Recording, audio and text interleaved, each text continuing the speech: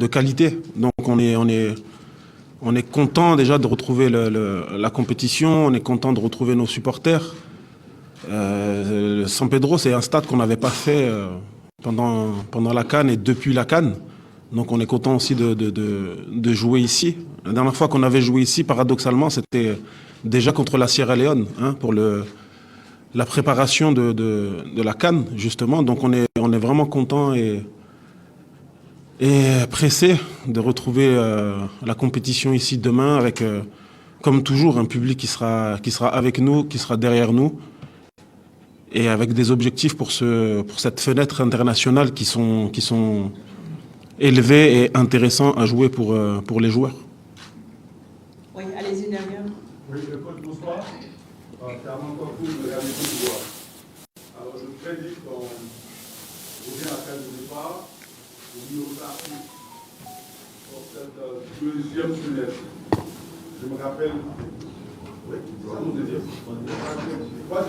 Je me rappelle que lors de la deuxième, vous demandez donc à la presse de vous accompagner dans cette aventure qui est avec les éléphants.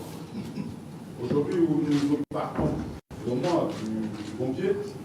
Est-ce que vous serez d'accord avec moi que, bon, au sorti de Boaké, il y a eu cette entreprise à faire Emerse Fayet et l'un de nos confrères, Aimé Gueye.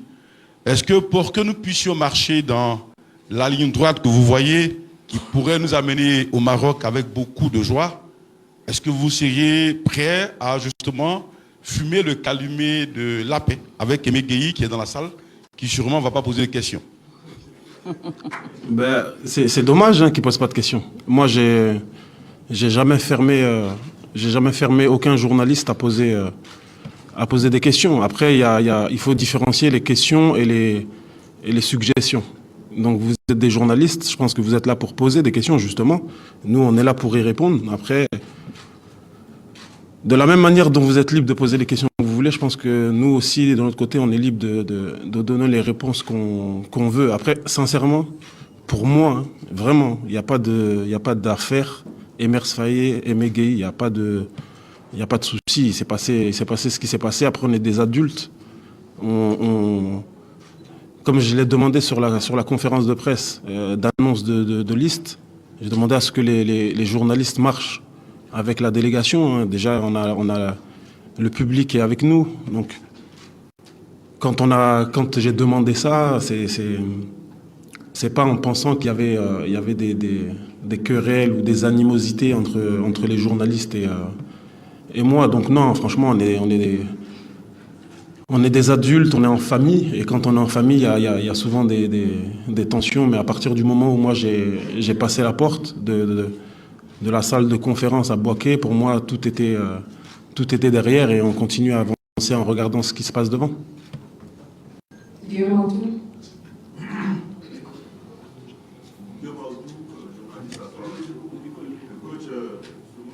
les deux premières victoires, on sait que si on gagne les deux derniers face à la Sierra Leone, ce sera bonjour le Maroc.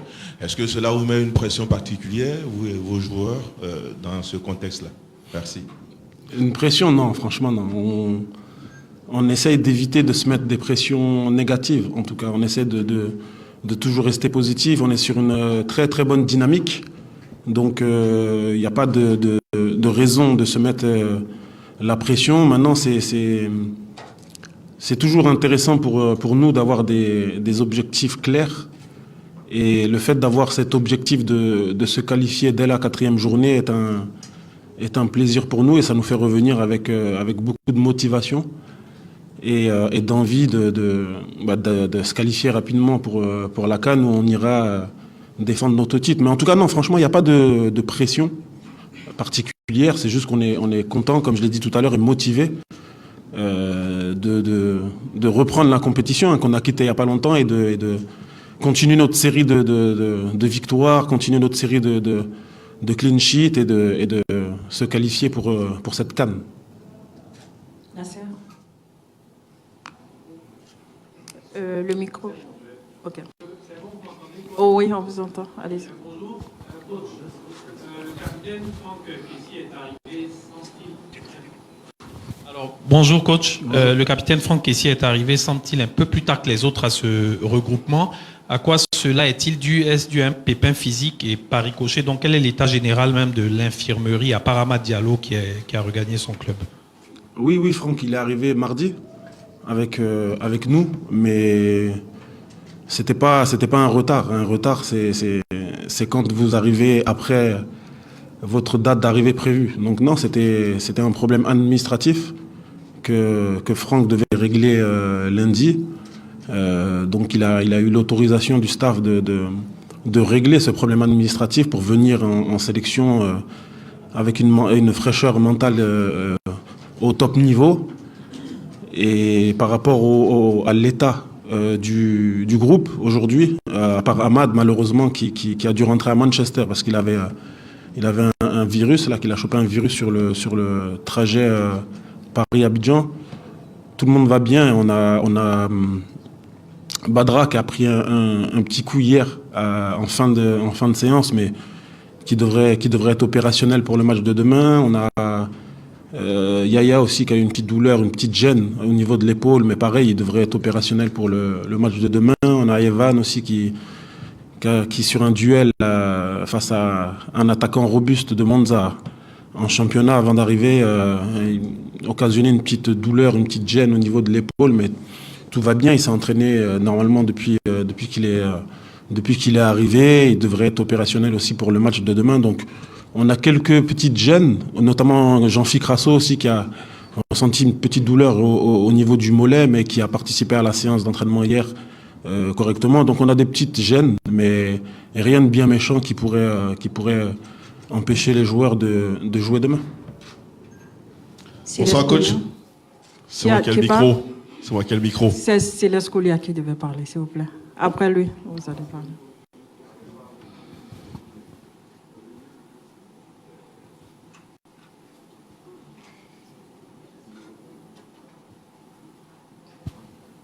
Bonsoir coach, c'est l'Escolia Fraternité matin.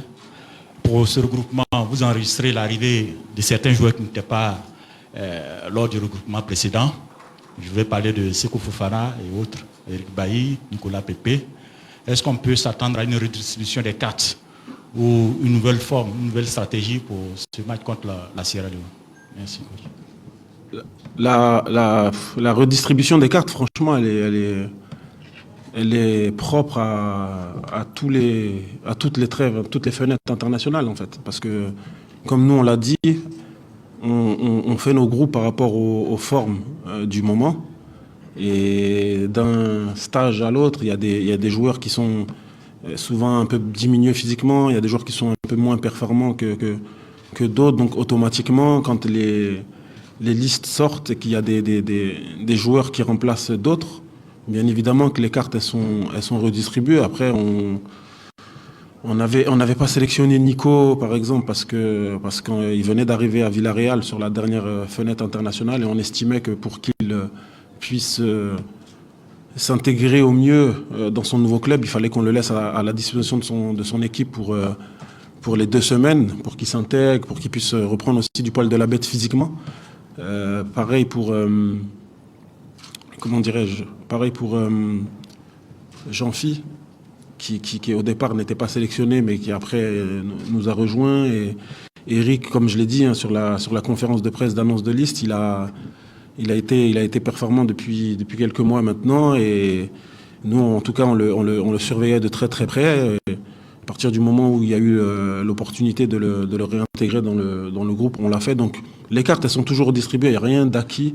Dans la sélection ivoirienne, il faut toujours rester performant, toujours rester fidèle à nos attentes, nous en termes de staff, et à partir de là, nous, quand on a tous nos éléments qui sont en stage et qu'on a nos séances d'entraînement, on fait les équipes par rapport à ce qui se fait de mieux sur la forme du moment.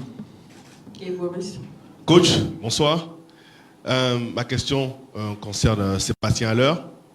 Quelles sont les nouvelles de Sébastien, vu qu'il était sélectionné par vous et finalement il déclare forfait pour blessure? Quel est l'état de santé du joueur? Ensuite, pourquoi n'est-il pas venu pour faire constater sa blessure, comme ce fut le cas avec Ibrahim Sangaré lors de la première fenêtre? Merci. Seb va mieux. Va mieux. Il avait besoin de 4 jours de repos complet avant de pouvoir reprendre.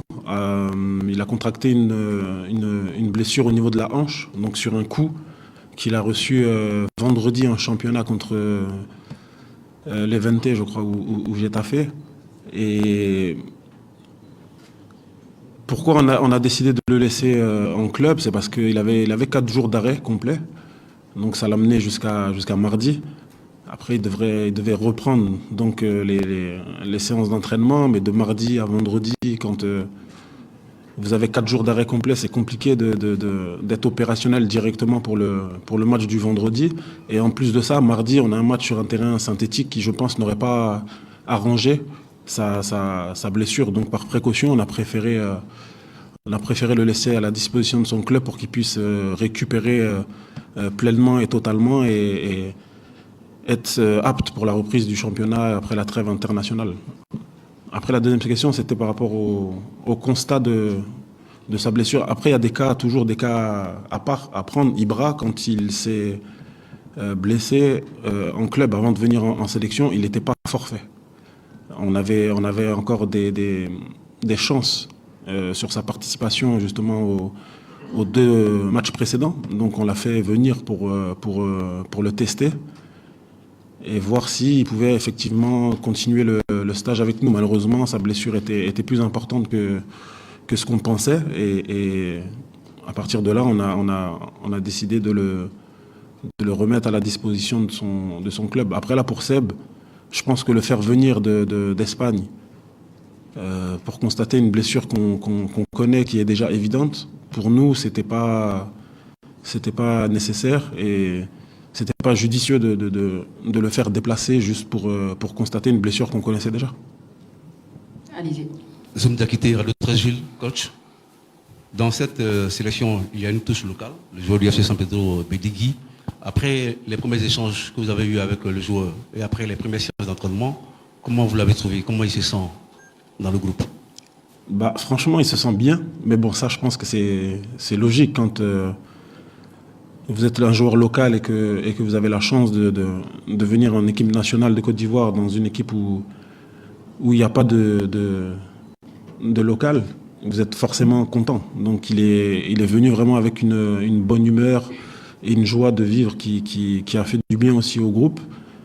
Et ce qu'on constate depuis le début des entraînements, c'est que c'est un joueur qui apporte sa folie, qui apporte sa fougue. Et sincèrement, il fait une très très bonne semaine d'entraînement. Il s'est bien adapté, il s'est bien acclimaté. Il y a encore quelques petites choses à régler avec lui, mais on est vraiment content de ce qu'il nous montre là jusqu'à présent. Allez-y. Bonsoir coach, Anja Soukrou, Radio Côte d'Ivoire. Avec les retours notamment de Seko, Baï Pépé et quelques absents, mes confrères l'ont dit, comment comptez-vous aborder cette rencontre face à la Sierra Leone et puis quels sont les pièges qu'il va falloir éviter dans ce match contre les Sierra Leone? Pour la Côte d'Ivoire, quand vous jouez les matchs de qualification pour la CAN et que vous avez des équipes qui, au classement FIFA, sont derrière vous, il y a toujours le piège de prendre le match à la légère et de ne pas respecter son adversaire. C'est vrai que quand on entend Sierra Leone, quand on regarde l'effectif de la Sierra Leone et qu'on regarde les clubs dans lesquels ces joueurs évoluent, on pourrait tomber dans le piège de se dire le match il est gagné d'avance, il va être facile. Mais nous, on veut pas tomber dans ce genre de cliché. On a envie de respecter tous nos adversaires, on a envie de prendre tous les matchs pour les gagner. On sait que pour gagner les matchs aujourd'hui, en Afrique, c'est très très compliqué. On regardait avec Chris là en rentrant à la télé les 3 matchs qui se jouent en ce moment. Il y a le Cap-Vert qui est mené 1-0 à la mi-temps face au Botswana, à la maison. Il y a le Ghana qui, à la maison, est tenu en échec face au Soudan. Et le 3e match, c'est le Congo qui est tenu en échec pour l'instant à la mi-temps face à la Tanzanie. Donc on sait qu'il n'y a plus de matchs faciles en fait. Les matchs, on peut se les rendre faciles, mais il n'y a plus de matchs qui sont faciles. Donc nous, on va on va vraiment aborder ce match pour le gagner parce qu'on a cet objectif de se qualifier dès la 4e journée pour la prochaine édition de la CAN. Et si on veut le faire, il faut qu'on attaque le match fort et qu'on joue comme on l'a fait contre la Zambie pour faire mal à notre adversaire et pour marquer le plus rapidement possible. Alors, nous allons prendre les 2 dernières questions D'accord. adressées au coach. Bonsoir coach. Bonsoir. Mohamed Ballo, commentateur sportif du groupe RTI. La Sierra Leone est une sélection qu'on a beaucoup affrontée par le passé. Et elle a appelé de nouveaux joueurs, notamment Issa Kalon, un nouvel attaquant pour cette nouvelle liste. On est curieux de savoir, vous en tant que sélectionneur, quel regard vous portez sur cette équipe, c'est-à-dire est-ce qu'elle a évolué, à quel niveau elle a évolué, sur quel compartiment elle a évolué aujourd'hui? Ouais, moi franchement quand j'ai observé la Sierra Leone, j'étais agréablement surpris par son organisation tactique défensive. On les a joués il y a un peu moins d'1 an en préparation ici même sur la préparation de la CAN et on avait facilement gagné le match. L'effectif a changé, relativement changé et depuis je trouve qu'ils ont vraiment progressé sur le plan tactique. Défensivement, c'est une équipe qui est bien structurée, où on ressent sur les images l'envie que le coach a de faire jouer son équipe, l'envie que le coach a d'avoir une équipe qui est bien organisée. Et je trouve que c'est l'équipe qui m'a fait la meilleure impression à les observer sur le groupe qu'on a avec la Zambie et le Tchad. Donc ça va être un match, comme j'ai dit tout à l'heure, qui sera difficile. Et ce sera à nous de mettre les éléments pour contourner justement cette équipe qui est bien organisée et qui a des individualités aussi qui sont capables de faire des différences. Il y a cet ailier gauche que j'aime bien, la Cargbo, très très bon. Franchement, il est percutant, il est puissant, il est buteur, il est à droit devant le but. Donc non, c'est une équipe qui a bien évolué depuis qu'on les a joués en amical et je sais que le match de demain sera totalement différent du match qu'on avait eu en préparation de la CAN. Bonsoir coach, Barbara Quadio, Abidjan Sport. Alors j'aimerais savoir comment vous réussissez à faire des remplacements gagnants. À chaque fois, même à la dernière minute, vous réussissez à faire entrer des joueurs et qui nous épatent. Donc comment vous réussissez? Est-ce que c'est préparé à l'avance ou c'est le jour J que vous réussissez à voir les différentes failles et à faire les remplacements? Comment est-ce que vous faites cela? Bon, déjà, c'est beaucoup grâce aux joueurs. Il faut être honnête avec ça. En fait, l'état d'esprit des joueurs qui ne démarrent pas le match est tellement bon qu'ils ont une préparation de match, d'avant-match, qui permet à nous, le staff, de faire des remplacements qui sont payants.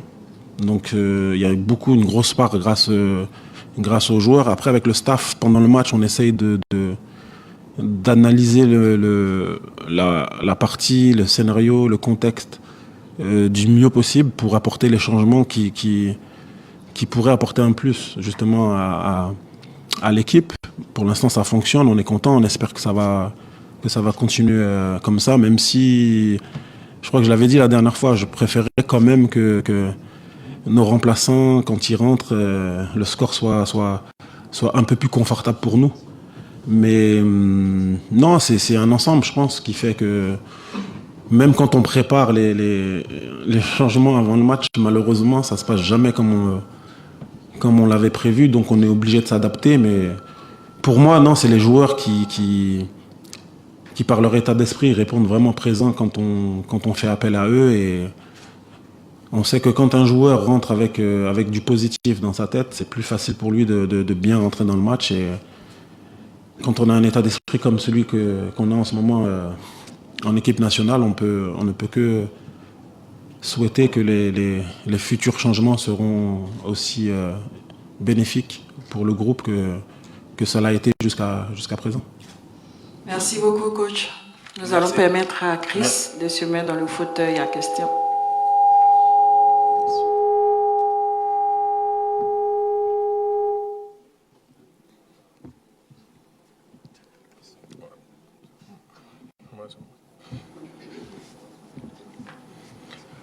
Allez-y, vous avez le micro.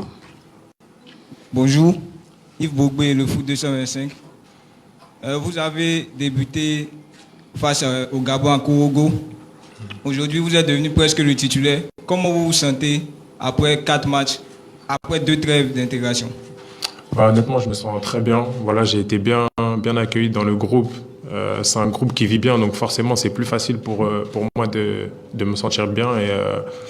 Et je pense que ça s'est retransmis sur le terrain. J'ai pris mes repères un peu, et puis là, je me sens vraiment bien dans cette équipe.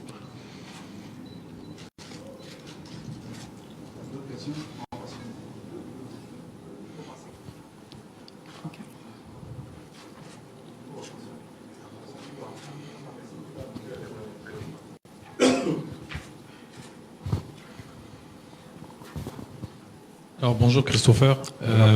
Comme il disait, tu as intégré ce groupe-là en juin, donc après la victoire à la Coupe d'Afrique. Donc malheureusement, tu ne fais pas partie des champions d'Afrique, même si tu as intégré ce groupe. Est-ce que toi, ça te donne un regain d'envie aujourd'hui d'aller vraiment chercher cette coupe-là au Maroc?